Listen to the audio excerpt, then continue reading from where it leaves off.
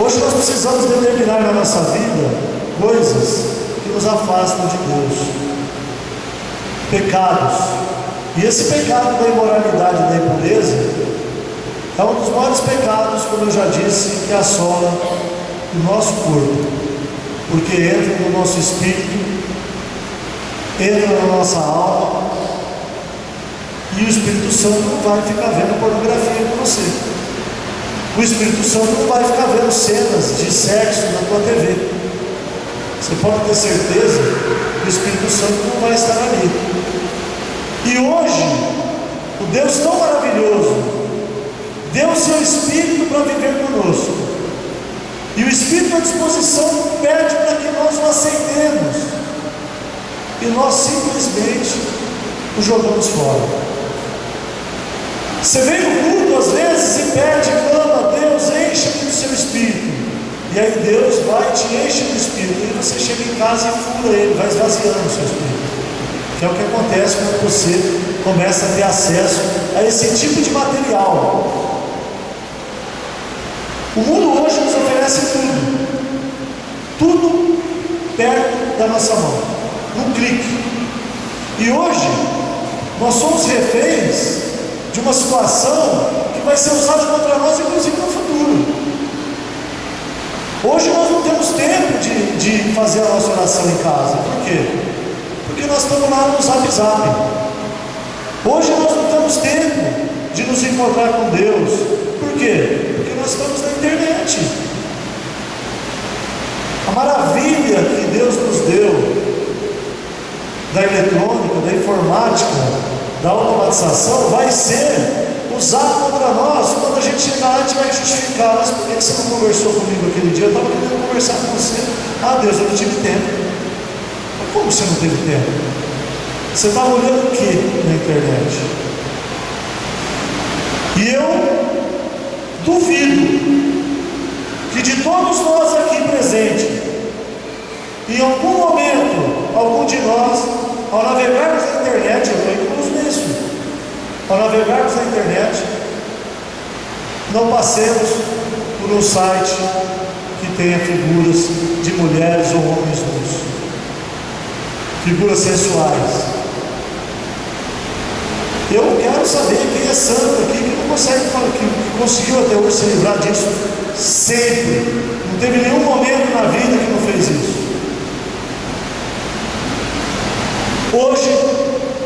Hoje, de 30 anos para cá, nós temos um estudo de uma nova ciência, a neurociência. A neurociência virou hoje o foco principal dos cientistas, de análise dos cientistas. Por quê? Porque descobriram que os neurotransmissores que existem no nosso cérebro são os que causam todo o controle do corpo. E nós temos um neurotransmissor que chama dopamina. A dopamina dentro do cérebro atua no córtex frontal, que é a parte frontal aqui do cérebro. A dopamina é o neurotransmissor que causa prazer.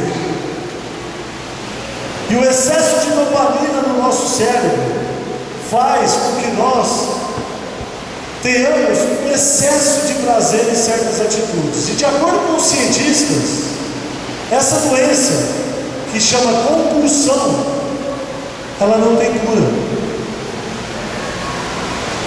A dopamina ela fica produzida no cérebro e existem outros transmissores, neurotransmissores que vocês conhecem, que é a adrenalina e outros por aí afora. A dopamina, que é a que relaciona ao prazer dentro do nosso corpo, ela, quando produzida em excesso, e ela é causada, a sua produção, pela busca das figuras, a busca do prazer, de qualquer forma, ou no olho, ou você vai ver pornografia, a hora que você vai se masturbar, a hora que você vai trair, quando você se atreve a começar a ter esses atos invisíveis, você começa a esparramar a dopamina no seu cérebro.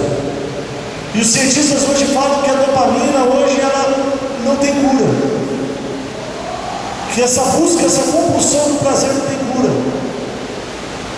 E estão tentando, através de ressonâncias eletroencefálicas hoje, que são muito mais avançadas, eles estão tentando achar uma cura para a compulsão, mas não conseguem.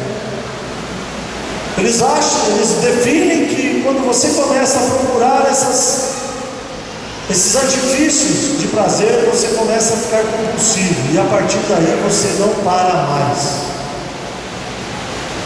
Da compulsão, eles apontam que você, na busca do prazer incessante de uma forma, você se esgota, e aí você começa a procurar outras formas de prazer. Deriva da pornografia, o excesso de pornografia deriva a masturbação. O excesso de masturbação deriva no abandono do parceiro ou da parceira, e aí vem a traição. A traição chega ao ponto que perde o sentido, e eu posso falar isso de cátedra, porque eu fui compulsivo pela traição, fui compulsivo pela masturbação, fui compulsivo pela pornografia. Chega uma hora que, se o Espírito Santo de Deus não entra na sua vida, daí você começa a querer procurar coisas novas, e aí, graças ao nosso Deus, eu não procurei. Mas deriva daí o homossexualismo, o lesbianismo, deriva daí práticas em que você vai procurar prazer, porque você não encontra mais prazer nas coisas que Deus nos deu, porque Deus nos deu o sexo como uma coisa pura e linda para a gente viver dentro do casamento, mas nós não sabemos reconhecer essa coisa que Deus nos deu de puro, e aí nós vamos tentar fazer isso fora do casamento, antes do casamento, de uma forma que essa maravilha, que essa descoberta, que esse viver com abundância se transforma em leviandade, em impureza, em imoralidade, em sujeira, em imundície. E nós, maculados pelo espírito maligno do diabo, pelo dia a dia, em que tudo é normal, em que tudo pode, em que nada pode ser contra, porque senão é preconceito, porque senão nós estamos afligindo, tirando a liberdade. Nós passamos a conviver com esse tipo de coisa no dia a dia. Isso aconteceu comigo. Gente, já teve situações, e eu já contei isso para amigos mais próximos, que eu não conseguia mais sair com mulher assim, eu não conseguia mais ter prazer com outras mulheres, porque era demais. Era sair com uma mulher hoje, amanhã outra, depois de amanhã outra, e às vezes duas no mesmo dia. E isso assolava o espírito da gente. Isso não tem graça, perde a graça. Você perde o prazer. Pasmem, eu vou falar para vocês uma coisa. Eu tive um filho que hoje é uma filha maravilhosa, que aconteceu numa situação que vocês não podem imaginar, tão sem sentido, na atitude, no dia a dia, no ato sexual.